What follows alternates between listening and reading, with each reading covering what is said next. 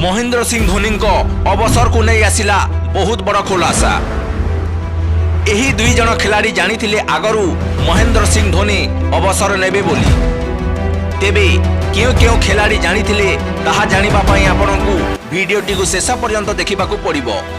महेंद्र सिंह धोनी एमिति एक प्लेयर जे कि T20 हो कि वनडे हो कि टेस्ट मैच हो सबुथिरे निज धुआंधार बैटिंग द्वारा दर्शकों मनरे राज करि पारिथिले।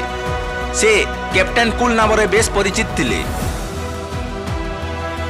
जदि आपण माने MS धोनी को फैन अडंती तेबे एही वीडियोटी को लाइक करी चैनल को सब्सक्राइब करि नियंतु।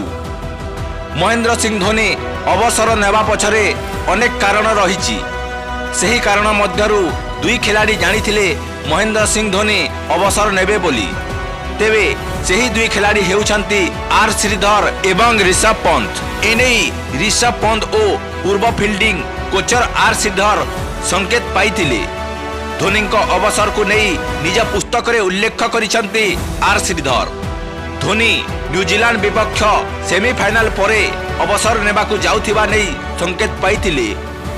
किंतु ए बाबद रे संकेत पाइथिले भी काहाकू जणाई नथिले आर श्रीधर। आर श्रीधर कहिसंती जे मैच रो सकालू मैनचेस्टर रे ब्रेकफास्ट करिबाकू पहुंचीथिली। आउ एही समय रे धोनी एवं ऋषभ पंत अंत भीतर को आसीथिले ओ मो सह कॉफी पीबा को बसीथिले।